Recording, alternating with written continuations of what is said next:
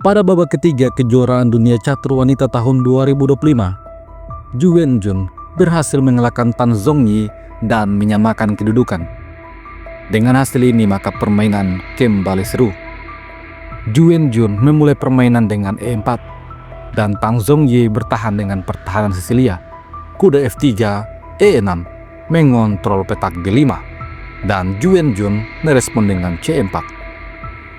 Petak D5 memang merupakan petak strategis pada pertahanan Sisilia. Selanjutnya Tan Zhongyi menyembangkan kuda C6, lanjut D4, pertukaran pion terjadi, kuda makan pion. Kemudian gajah melakukan skak. Kuda menutup skak, lalu kuda G ke petak E7 bersiap rokade. Ju Wenjun mengeluarkan gajah E2 juga bersiap untuk rokade. Selanjutnya D5, tantangan pada pion. Di posisi ini, pion E makan pion. Selanjutnya, pion juga makan pion. Lalu Ju Wenjun menukar kuda menyerang menteri. Tentu saja, pion makan kuda. Kemudian, Ju Wenjun rokade, begitupun dengan Tan Zhongyi. Permainan kemudian berlanjut dengan pion makan pion, dibalas pion makan pion, lanjut gajah F3, memberikan tekanan pada pion lemah hitam. Tan Zhongyi menggunakan gajah untuk menjaga pion, dibalas gajah G5, menekan kuda. Oleh karena itu, Tan Zhongyi memilih gajah makan kuda. Setelah pion makan gajah, maka hitam maupun putih sama-sama punya dua pion lemah. Permainan kemudian berlanjut. Tan Zhongyi menyerang pion dengan benteng. Ju Wenjun membalas dengan serangan balik pada pion A. Merespon hal ini, Tan Zhongyi mengusir gajah. Gajah mundur sambil menjaga pion. Dan A5. Tan Zhongyi juga mempertahankan pionnya. Selanjutnya benteng F ke petak E1 diaktifkan. Lalu benteng menyerang menteri, menteri mundur A3 sambil menekan kuda. Lanjut, kuda ke petak F5. Gajah mundur serang benteng, benteng kembali C8, lalu benteng A ke petak D1, shadowing pada menteri. Posisi masih seimbang dan menarik.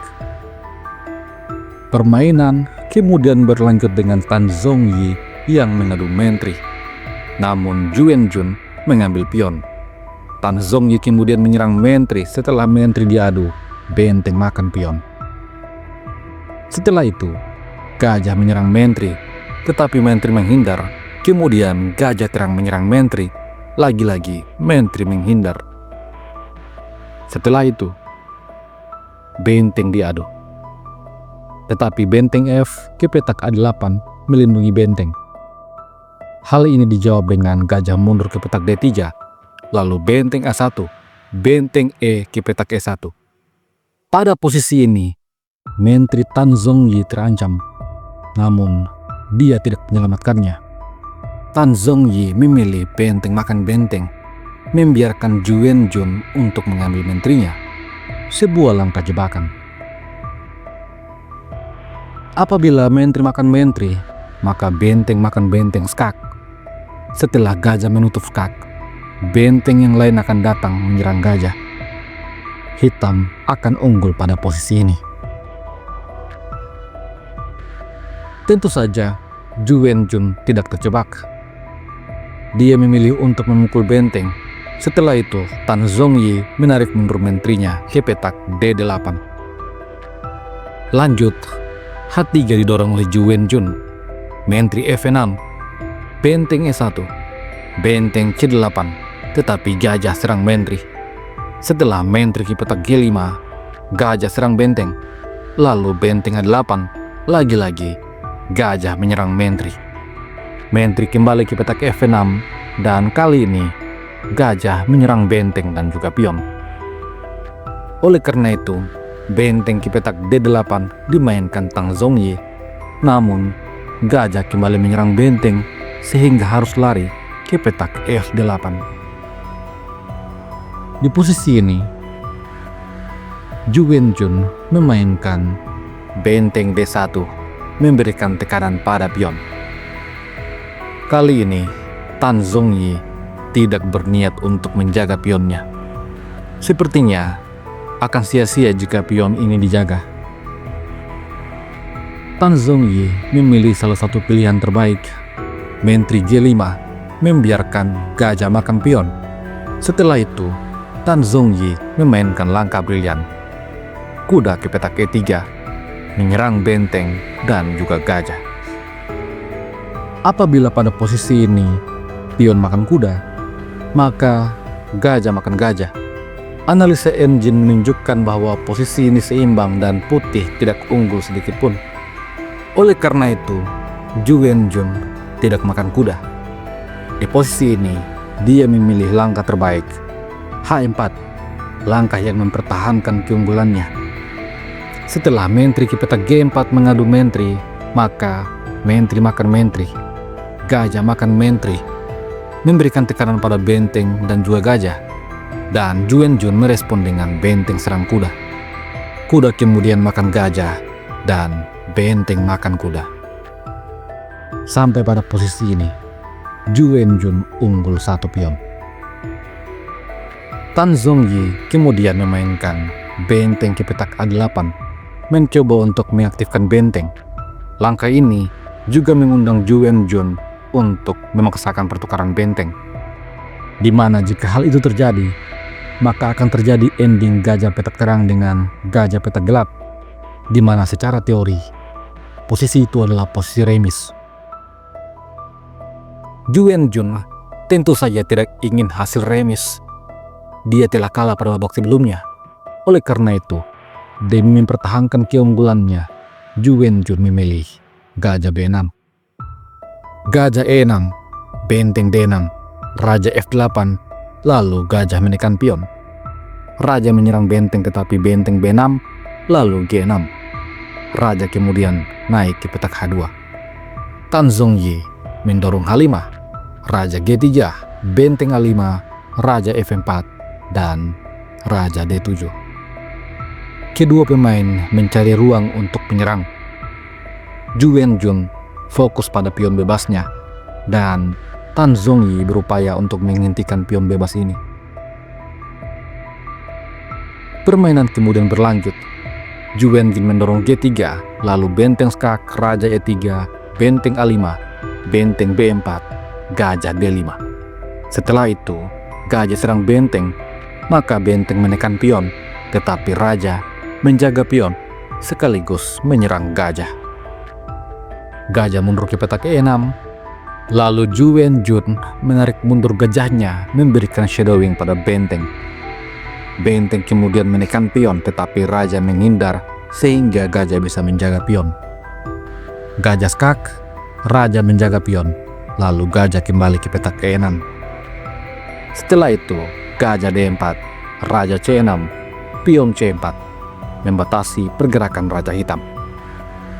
Raja mundur C7, lalu pion C5, lalu gajah D5. Ju Wenjun selanjutnya memainkan gajah F4, membawa rajanya aktif untuk membantu pion. Hal ini dibalas dengan gajah C6, sebuah langkah blunder yang membuat Ju Wenjun semakin unggul.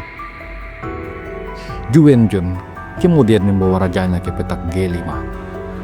Tan Zongyi yang mulai merasa tertekan kemudian mengadu benteng, berharap akan terjadi ending gajah belang. Akan tetapi, Ju Wenjun menolak. Di posisi ini, gajah E5 tempo skak terlebih dahulu. Setelah raja D7, benteng mundur. Tan Zongyi kemudian membawa rajanya ke petak E6, memberikan penjagaan pada pion sekaligus menekan gajah. Hal ini dibalas dengan gajah mundur ke petak F4. Benteng kemudian menyerang pion, tetapi gajah mundur memberikan penjagaan ketat pada pion. Tan Zongyi mencoba untuk mengaktifkan rajanya ke petak E5 dan Ju Wenjun membalas dengan benteng B8. Gajah D7, benteng serang gajah. Setelah gajah E6, benteng kembali menekan gajah.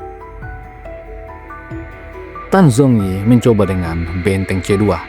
Selanjutnya, Zhu Wenjun membawa raja ke petak H6, masuk mendekati pion.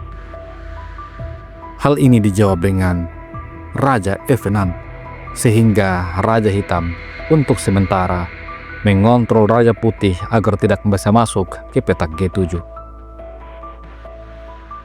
Membalas hal ini, Zhu Wenjun memainkan benteng mundur D1. Selanjutnya, benteng C4. Benteng kembali ke petak D6, benteng C2, lalu gajah skak, raja F5, dan F3. Benteng kemudian menyerang gajah tetapi C6. Pion bebas mulai didorong oleh Zhu Wenjun. Tan Zongyi merespon dengan benteng C2. Namun, raja akhirnya bisa masuk ke petak G7. Tan Zongyi mendorong G5, coba untuk menyerang, tetapi pion makan pion. Setelah raja makan pion, maka gajah bersiap melindungi pion. Di posisi ini, raja kembali ke petak F5, dimainkan Tan Zongyi. Tetapi Zhu Wenjun mendorong pion bebas. Selangkah lagi pion akan promosi. Benteng dipaksa untuk menjaga pion. Apabila benteng hitam meninggalkan penjagaan pada pion bebas, maka putih akan menghantam gajah, sehingga pion akan promosi. Oleh karena itu Tan Zongyi membawa bentengnya ke petak C3. Lalu gajah A5 menyerang benteng, berharap benteng menghindar. Tentu saja, benteng tidak boleh meninggalkan lajur C. Benteng C5 dimainkan, memberikan tekanan pada gajah. Akan tetapi, benteng menjaga gajah. Tan Zongyi coba kembali memainkan benteng ke petak C4, berharap untuk mendapatkan remis. Namun, Zhu Wenjun memainkan raja di F8. Di posisi ini, Tan Zongyi memainkan gajah D5. Akan tetapi, raja kemudian masuk ke petak E7.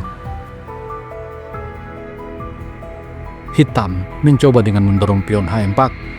Namun, Zhu Wenjun melancarkan skak. Raja terpaksa ke petak E5. Setelah itu, pion makan pion. Apabila benteng makan pion, maka pion akan promosi. Oleh karena itu, gajah mundur ke petak E6. Sampai pada posisi ini, Zhu Wenjun telah unggul 2 pion bebas, namun Tan Zongyi belum menyerah. Zhu Wenjun selanjutnya mendorong H5, dan Tan Zongyi menyerang gajah. Akan tetapi, Zhu Wenjun tidak menyelamatkan gajah. Dia mendorong H6. Apabila di posisi ini benteng makan gajah, maka putih akan memainkan langkah pertukaran pengorbanan benteng makan gajah. Setelah pion makan benteng, putih akan promosi. Hitam tidak akan bisa menang pada posisi seperti ini. Oleh karena itu, Tan Zongyi mencoba dengan gajah mundur ke petak C8. Namun setelah Zhu Wenjun mendorong H7, Tan Zongyi memutuskan untuk menyerah. Bagaimanapun juga, menurut engine, posisi ini adalah skakmat dalam 16 langkah.